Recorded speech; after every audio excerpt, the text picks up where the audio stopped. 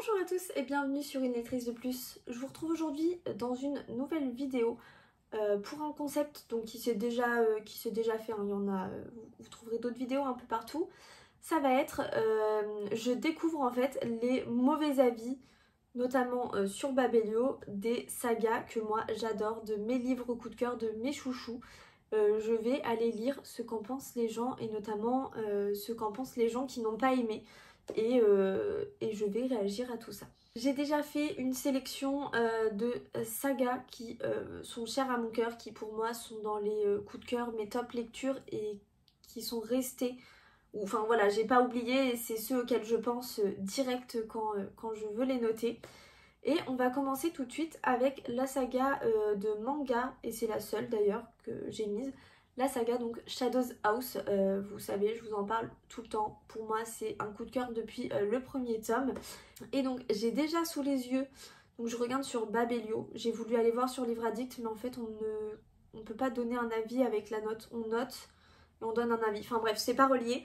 Donc, je suis allée sur Babelio et je suis sur la page du premier tome donc de Shadows House. Et ce qui me rassure déjà, c'est que, alors sa note globale, c'est 4,05 sur 5. Ce qui est plutôt pas mal. Et il n'y a pas un seul avis avec une étoile. Donc déjà, c'est cool, ça veut dire que tout le monde aime. Et sur les 2 étoiles, il n'y a qu'un seul avis, donc on va aller lire ça tout de suite. Ça a l'air d'être un peu mitigé comme avis. Donc je vais lire ce qui est écrit en fait en critique. Si j'ai d'abord été super emballée par le graphisme des couvertures du tome 1 et 2, j'ai vite déchanté en lisant le tome 1. J'ai trouvé ce premier tome lent et redondant, je ne comprenais pas où on voulait en venir ni l'intérêt de l'histoire. Je trouvais Emilico fatigante et très répétitive dans ses propos. Mais une fois le premier tome terminé, je n'ai pas eu envie de finir sur cette note négative et j'ai tout de suite attaqué le second. Ouh, j'ai du mal. Et là, grosse révélation. L'histoire prend enfin du sens, l'action arrive à fond et les personnages se révèlent. Emilico devient de plus en plus attachante et l'intrigue s'accroît tout en nous donnant des indices sur certains éléments. Je trouve le graphisme des illustrations sublimes, il y a une touche de magie et d'élégance qui apporte un charme particulier à ce manga. En bref, une superbe découverte qui m'a démontré qu'il ne faut pas toujours s'attacher à la première impression. Donc c'est cool déjà, c'est un avis qui est mitigé. C'est vrai que des fois, les premiers tomes de manga, c'est pas ce qu'il y a de plus parlant. Je sais que personnellement, je me fais pas d'avis, en tout cas quand mon avis est négatif sur le premier tome, je ne le considère pas négatif tant que j'ai pas lu le tome 2, voire le tome 3 pour certains. Parce que les premiers tomes, ils sont forcément un petit peu introductifs. Donc je trouve ça normal que ce soit un petit peu plus lent. Donc voilà, même les mangas, j'abandonne rarement avant d'avoir lu les 2 ou 3 premiers tomes. Parce que c'est difficile de se faire une idée sur 200 pages de graphisme en plus. Mais le commentaire, la critique, elle est quand même plutôt positive finalement. Ensuite, on a 4 avis à 3 étoiles. Je vais survoler, voir s'il y en aurait un. Alors j'en ai un à 2,5. Alors j'avais craqué sur ce manga en librairie grâce à ses dessins que je trouve vraiment très réussis. Mais au-delà du graphisme, j'ai trouvé que l'intrigue était très pauvre. Je dois dire que je n'en ai pas compris l'intérêt. Le personnage d'Emilico est candide à l'extrême et cela rend un peu niaise. Elle se soumet en permanence et je n'étais pas franchement à l'aise avec cette Kate qui semble passer ses nerfs sur elle sans raison. Il y a sans doute une explication à cela, mais les 3/4 du manga sont consacrés à l'apprentissage d'Emilico du métier de servante, ce qui n'est pas du tout le sujet intéressant de l'intrigue. Bien que le tome 2 m'attende dans ma page, je ne sais pas si je lirai la suite. Alors c'est vrai que, en fait, le premier tome, je comprends les critiques dans le sens où c'est vrai que au début, on sent qu'il y a toute cette partie d'apprentissage, de découverte, et qui est du coup, ça peut être un peu redondant, mais en même temps, je trouve que ça s'explique et que c'est expliqué dans le manga. Donc, je suis mitigée dans le sens où c'est vrai que c'est là, mais c'est expliqué pourquoi c'est là, en fait, on le sait. Donc du coup, moi ça me dérange pas puisque en plus on nous l'explique et on nous l'introduit, donc bon. Dans l'ensemble, je suis plutôt contente sur ce manga-là. Les critiques sont quand même plutôt bonnes et tout le monde retient quand même que les graphismes sont sublimes. On va du coup passer à une autre saga. On va partir sur du jeunesse, alors notamment parce que j'ai lu le tome 4 récemment et que vous l'avez vu si vous avez regardé ma vidéo de la semaine dernière. J'ai regardé pour Le Collège Maléfique de Cassandra O'Donnell. Alors encore une fois, je prends les critiques pour le premier tome parce que voilà, c'est celui où les gens vont avoir lu. Et je suis encore une fois très étonnée. Alors la note globale elle est de 4,19. Encore une fois c'est plutôt pas mal. Et il n'y a qu'un seul avis négatif, enfin en tout cas qu'un seul avis à 1 étoile. Donc on va aller voir ça tout de suite. Alors dans ce livre, une jeune fille qui a des pouvoirs magiques est envoyée dans une école spécifique pour apprendre à les maîtriser. J'ai bien aimé ce livre car il y avait du suspense. Par exemple, on ne savait pas son don magique dès le début. Il y avait des passages un peu monotones comme le passage infini dans le rêve, mais c'était quand même très agréable à lire. J'ai beaucoup apprécié le fait que des dessins étaient introduits dans l'ouvrage, ça nous aidait à mieux imaginer les personnages. Je ne comprends pas pourquoi elle met 1 étoile du coup si elle fait un commentaire positif. Il y a 3 avis à 2 étoiles, on va aller voir ça du coup. Le personnage principal de ce roman est Emma. Cette histoire parle d'une fille de vétérinaire qui cache ses pouvoirs magiques depuis 13 ans, mais un jour tout va basculer. Alors visiblement, ils sont plusieurs à l'avoir lu. Nous n'avons pas trop aimé ce livre car étant trop enfantin, l'histoire n'est pas attachante. Le seul point positif est l'animal de compagnie d'un enfant maléfique. Nous mettons 2 sur 5 pour la note du livre car nous avons bien aimé le petit animal. Et au début, l'histoire est un peu accrochante. Alors, elles ont signé, donc elles sont en 3e. Les personnes qui ont lu sont en 3e, donc on a quoi, 14 ans, 15 ans 15 ans en 3e peut-être. Je trouve ça drôle que eux trouvent ça trop jeunesse et trop enfantin. Alors que par exemple, moi je trouve pas ça du tout. C'est du jeunesse, hein, ça je peux pas dire le contraire. Mais je trouve pas que ce soit traité de façon infantilisante, alors que pour d'autres, clairement. Donc je trouve ça un peu surprenant. Et en fait, je pense qu'elles n'ont pas tout compris, puisque ce n'est pas un animal de compagnie en fait, hein, c'est vraiment une créature à part entière. Genre, elle n'appartient à personne. Alors, ce roman est magique car cette jeune fille peut aller dans les rêves des personnes. Il est aussi effrayant car il y a des monstres et des créatures imaginaires. J'ai aimé ce livre car il est facile à lire et je recommande pour ceux qui cherchent un livre fantastique captivant. Pourquoi tu mets 2 étoiles si tu le conseilles? Je ne comprends pas. Vraiment, je ne comprends pas. Autant ça m'arrive d'être un peu mitigée, mais là... Alors, dernier avis à 2 étoiles. L'histoire est drôle mais ça manque d'action et ce n'est pas compréhensible car ça raconte des choses fantastiques. C'est un livre original, j'ai aussi aimé le moment où ils combattent le démon. J'ai l'impression que ces avis ont été écrits par des enfants qui n'ont pas l'habitude de lire. Ça me paraît quand même suspect. Bon, dans tous les cas, il y a très peu d'avis négatifs et en fait même les avis négatifs, ils conseillent le livre. Donc c'est pas si terrible. Lisez Le Collège Maléfique. On va partir sur La Carte des Confins que j'ai adoré. Hop, le tome 1. Alors, il est noté 3,95 sur 5. Donc c'est un petit peu en dessous, mais c'est pas terrible. Et on a 9 avis à 1 étoile. Malgré le descriptif de la 4e page de couverture, ce livre n'apporte rien d'extraordinaire si ce n'est ma déception. J'ai arrêté au bout de la 30e page en m'exclamant « Qu'est-ce que c'est niais ?» La romance est particulièrement mal gérée et en devient agaçante, l'intrigue est absente, les qualités d'écriture inexistantes, description immature, on a l'impression d'être devant un premier jet qu'il faudrait absolument retravailler. Je ne suis pas du tout d'accord. Et en plus, c'est méchant, je trouve que c'est un... Enfin, autant la critique constructive, je suis d'accord, mais je trouve que là, c'est un peu violent. Alors, je sais que beaucoup de personnes se sont arrêtées sur La Carte des Confins par rapport à la romance. Ce que je comprends pas, parce que moi qui ai un peu de mal avec la romance de manière générale, je suis pas hyper fan de ça. Ça m'a pas du tout dérangé dans La Carte des Confins parce que j'ai trouvé que justement la relation était hyper bien construite, hyper bien amenée et qu'il y avait quelque chose de naturel et qu'en 10 pages ils se disent pas ça y est on est love. Et du coup pour même moi qui n'ai pas friande de ça, ça m'a pas du tout dérangé. J'ai trouvé que ça avait tout à fait sa place justement dans l'histoire. L'intrigue est absente. L'intrigue est annoncée dès le premier chapitre de mémoire. Genre vraiment on nous lance dessus du début. Et les qualités d'écriture inexistantes, je trouve que c'est un petit peu méchant. Description immature, je pense qu'elle n'a pas compris le second degré du pirate, clairement.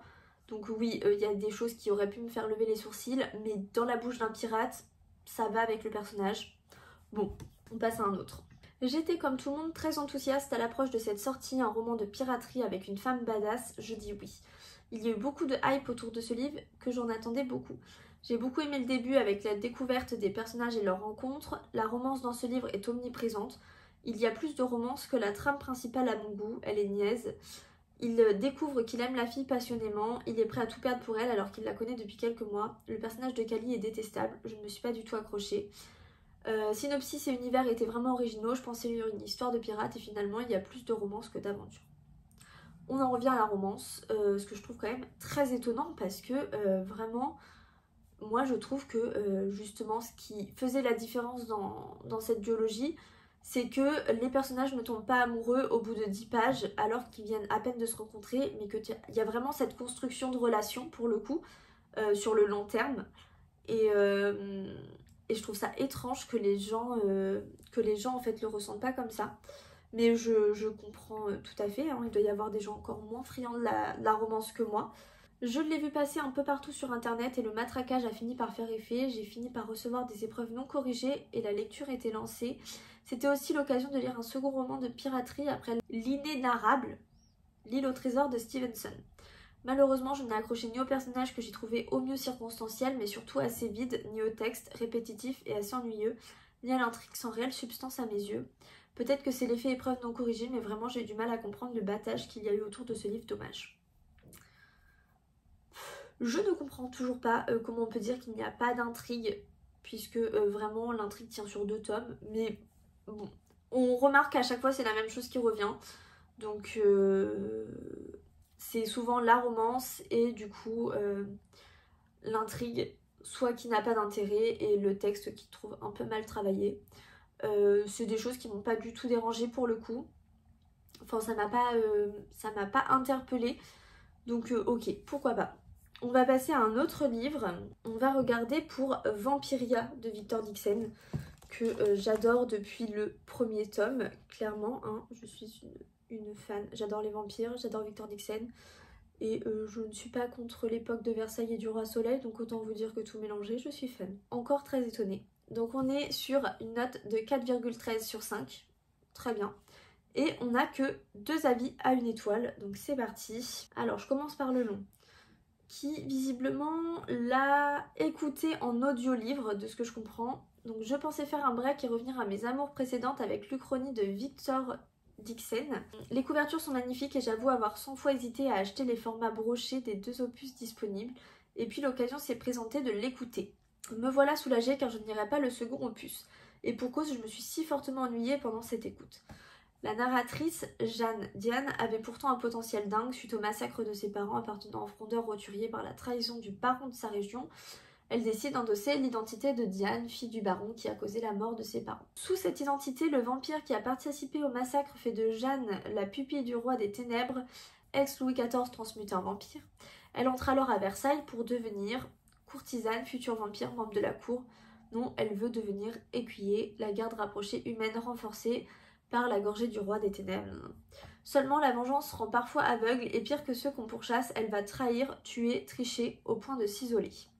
Un personnage peu agréable que Jeanne, toutefois dans son entourage il y a du potentiel avec Naoko, Poppy, Raphaël, certains enseignants et cet étrange personnage de démon gardien qui agit dans l'ombre avec humanité. Ce fut long, plein de promesses, mais je me suis ennuyée.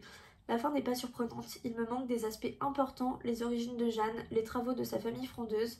Les commentaires et la 4e de couverture du second volet ne me donnent aucune raison de persévérer. Alors je peux comprendre que le personnage de Jeanne agace et que on n'accroche pas avec elle et que voilà. Moi-même au début j'étais pas hyper fan du personnage qui un peu chiante, on va pas se mentir. J'ai pas trouvé ma lecture longue et pour le coup je me suis fait surprendre sur la fin, alors pas sur la fin, mais peut-être les 2-3 chapitres avant la fin où je me suis dit bon ben voilà ça va couler tout seul et là pour le coup ça m'aurait embêté. J'ai trouvé que justement il y avait eu des rebondissements et des choses qui étaient surprenantes, alors peut-être que je suis naïve. Et il manque des aspects importants, les origines de Jeanne, les travaux de sa famille frondeuse. Ben je suis pas sûre en fait que ça apporte plus de valeur que ça à l'histoire, de savoir quels étaient les travaux de sa famille. Surtout qu'on en sait peut-être plus dans les autres tomes, je suis pas sûre. Mais ok, bon, elle s'est ennuyée, voilà. Autre avis à 1 étoile, il me semble avoir lu que Victor Dixon préconisait aux auteurs de ne pas abandonner l'histoire au profit du style. Noble intention, mais on dirait qu'il a pour sa part encore oublié le style. Visiblement, elle n'est pas fan de Victor Dixon. Une fois qu'on a dépassé l'école primaire, difficile de trouver un intérêt littéraire ici. C'est mal écrit, atrocement cliché, un énième Une énième réinvention ennuyeuse et affligeante de l'héroïne survivaliste, ce qui gâche le seul avantage qu'on aurait pu mettre en avant, à savoir la sympathique imagination de l'auteur. Toutefois, pour modérer ce dernier point, je ferai remarquer qu'on trouve la même chose sur Wattpad gratuitement. Un peu méchant, ne pas abandonner l'histoire au profit du style. Je ne comprends pas en fait à quel moment l'histoire a été abandonnée. On dirait qu'il a pour sa part encore oublié le style. En fait, je comprends pas comment on peut dire ça alors que quand on lit les livres de Victor Dixon, hein, et là je parle de tous en général, on sent le travail qui a été fourni pour la création de l'univers avec... Enfin, que voilà, que ce soit dans Extincta, que ce soit dans Phobos, que ce soit dans Vampiria, on sent tout le travail qui a été fait derrière pour avoir quelque chose qui soit concret, qui soit réaliste. Et le travail des personnages qui est toujours à chaque fois... J'ai jamais lu un seul livre à part ceux de Victor Dixon où même les personnages secondaires ont leur histoire, ont leur passé et où il est évoqué de façon à montrer le travail qui a été fait derrière. Et moi je suis toujours à chaque fois impressionnée de voir à quel point il réussit à donner vie à chacun de ses personnages, quel qu'il soit. Et oui, là je trouve que c'est un peu méchant de dire ça clairement. Et une fois qu'on a dépassé l'école primaire, difficile de trouver un intérêt littéraire. En fait, c'est juste parce qu'on parle de vampires et que du coup, on parle de vampires et d'une héroïne qui va réussir à sauver sa vie et donc du coup, ça n'a pas d'intérêt. En fait, c'est parce que c'est du young adulte que c'est le problème. J'arrive pas à savoir si c'est le genre en soi qui pose problème ou pas, parce que c'est un peu ce que je ressens en lisant la chose. Oui, c'est méchant. Moi, je trouve que là, ça ressemble plus à de la méchanceté gratuite qu'autre chose. Mais ce qui me rassure, c'est que il y a que 2 commentaires à 1 étoile sur le tome 1, donc c'est pas terrible. Enfin, c'est pas si terrible. Je vais en faire un dernier. J'en avais mis d'autres, mais je vais m'arrêter là parce que sinon la vidéo va durer une éternité. Mais je regarderai bien les avis sur The Book of Ivy. C'est une saga qui a un peu d'âge maintenant. Je sais plus de quand elle date. Il va me le dire tout de suite. 2015. Donc voilà, elle a quand même bientôt 10 ans. Je l'ai découvert longtemps après tout le monde puisque je l'ai découvert il y a 2 ans maintenant, je crois. J'ai dû la lire en 2021. Et j'avais été agréablement surpris parce que j'avais clairement bouffé les 2 tomes en l'espace de quelques jours. J'avais fait une vidéo un peu au format vlog sur ma chaîne où je découvrais en fait la saga en direct. Et voilà, j'avais vraiment adoré de chez adoré. Alors, on est sur une note globale à 4,23 sur 5, donc c'est la meilleure je crois depuis le début de la vidéo. Sachant qu'il y a au total 2300 notes. Donc en fait comme c'est plus vieux, il y a beaucoup plus de notes. Et malgré ce nombre affolant, on n'a que 12 avis à 1 étoile. Ce qui, franchement, je trouve n'est pas si terrible. On va regarder ça tout de suite. Le premier tome, malgré un début lent, je me suis surprise à être totalement happée par l'histoire. On dit qu'il existe autant de vérités que de versions. C'est le cas dans cette histoire. Nous sommes confrontés, nous obligeant à réfléchir par nous-mêmes et de démêler le vrai du faux. L'histoire d'amour entre nos 2 héros est assez mignonne, mais va bien trop lentement, sans compter la naïveté de l'héroïne qui m'a hérissé le poil. Je me suis ennuyée pendant la majorité du livre, cependant la fin est vraiment excellente. Cela a été ma partie préférée, remplie d'action, de bouleversements et d'ultimatums sérieux. L'histoire d'amour entre nos 2 héros est assez mignonne, mais va bien trop lentement.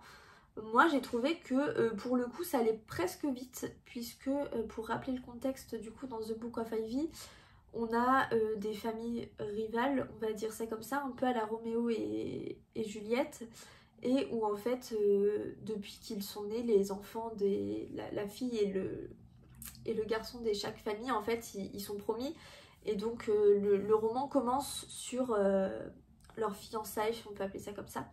Mais voilà, les 2 familles se font la guerre, c'est vraiment des ennemis, mais il est prévu que les 2 enfants se marient. Et donc la jeune fille notamment, il y a le chef en fait, ça va être le garçon est prévu redevenir le chef de la nation.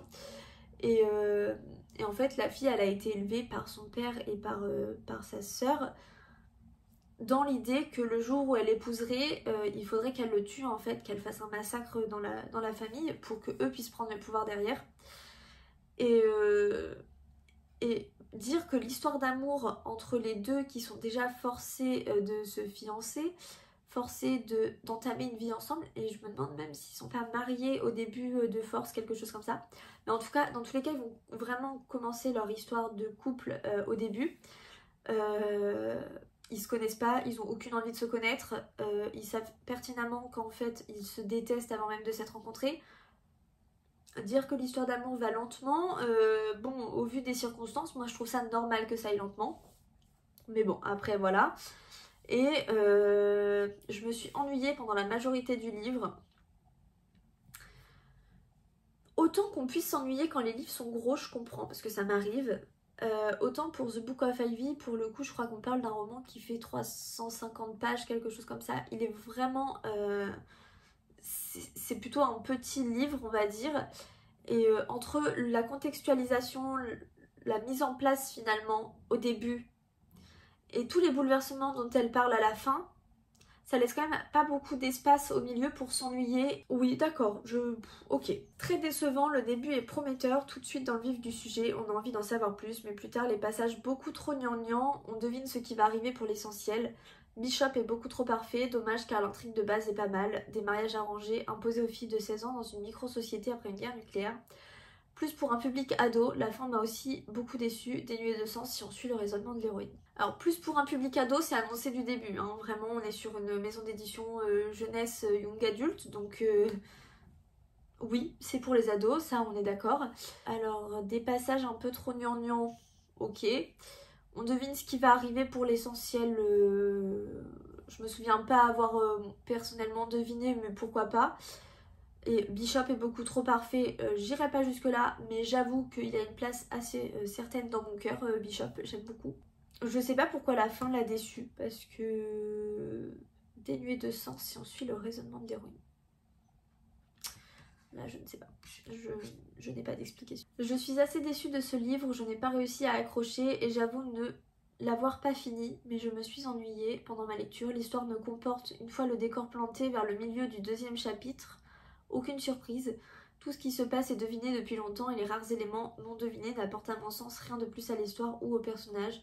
Ce livre se laisse tout de même lire facilement si on n'attend rien de lui. Je vois pas comment on peut réussir à planter un décor en un chapitre. Enfin, lancer l'intrigue, oui. Planter le décor et introduire l'histoire en un chapitre et demi, comme elle dit, ça me paraît un peu beaucoup. Et il semblerait que beaucoup de gens aient deviné tout ce qui allait se passer. Alors même si on peut le supposer,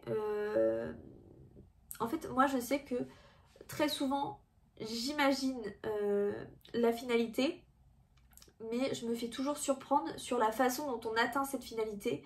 Et du coup pour moi c'est plus être l'avoir deviné. Enfin je sais pas comment l'expliquer, mais quand on voit une fille et un garçon, on peut se dire ils vont finir ensemble, et même si à la fin ils finissent ensemble et que ils finissent ensemble d'une façon dont j'aurais pas pensé, je me fais surprendre et je considère que je suis surprise. Donc est-ce que juste parce que tu sais que en fait ils se détestent, que finalement ils vont peut-être s'aimer, du coup tu te fais pas surprendre? Ou je sais pas. Alors un trait court, il ne se passe absolument rien dans ce livre, je ne comprends pas l'engouement de tout le monde, c'est vraiment plat. Bon, dans l'ensemble, sur celui-ci, c'est plutôt à l'intrigue qu'on en veut.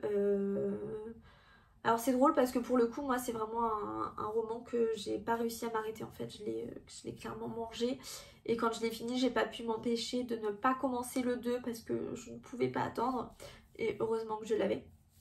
Mais du coup, c'est drôle de voir qu'en fait, ce qui pêche pour certains, c'est justement qu'ils trouvent ça plat, qu'ils se trouvent ça sans intérêt.